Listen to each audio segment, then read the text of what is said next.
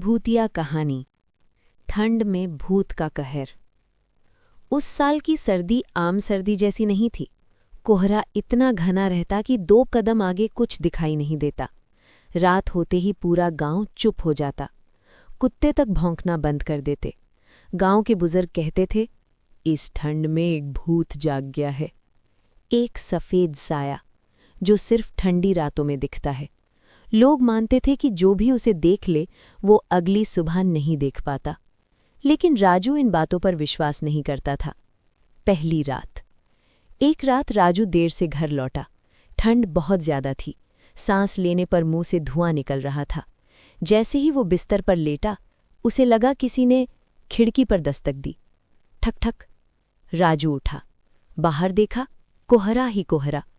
वो बुदबुदाया, हवा होगी, और सो गया। दूसरी रात ठंड और बढ़ गई। राजू के कमरे में भी अजीब सी ठंड थी। अचानक उसकी नींद खुली। उसका कंबल आधी रात को जमीन पर पड़ा था। कमरे में एक अजीब सी गंध थी, गीली मिट्टी और बर्फ जैसी। तभी कान के पास एक धीमी आवाज आई, बहुत ठंड है। राजू का शरीर जम सा गया।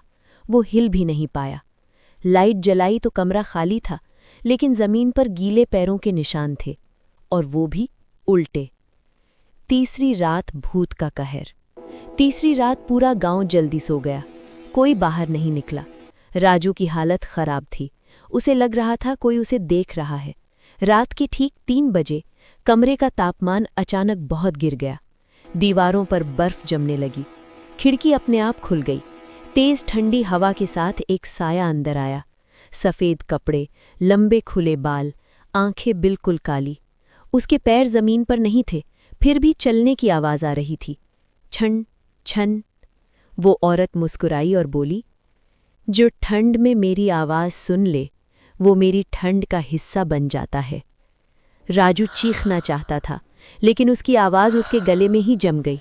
उसकी सांस धीरे धीरे ठंडी होती चली गई। सुबह का सच। सुबह गांव वालों ने राजू का दरवाज़ा तोड़ा। वो बिस्तर पर पड़ा था, आंखें खुली हुईं, लेकिन शरीर बर्फ की तरह ठंडा। डॉक्टर ने कहा, ऐसी ठंड तो इस मौसम में हो ही नहीं सकती। खिड़की पर उंगली से लिखा था, ठंड अभी खत्म नहीं हुई। उस दिन के बाद गांव में कोई भी ठंडी रात में खिड़की नहीं खोलता, क्योंकि लोग जानते हैं ठंड में भूत सबसे ज्यादा ताकतवर होते हैं। आखिरी चेतावनी, अगर इस सर्दी रात को कोई आवाज़ तुम्हें बुलाए तो पीछे मुड़कर मत देखना, क्योंकि हो सकता है वो हवा न हो, बल्कि वही सफ़ेद साया हो।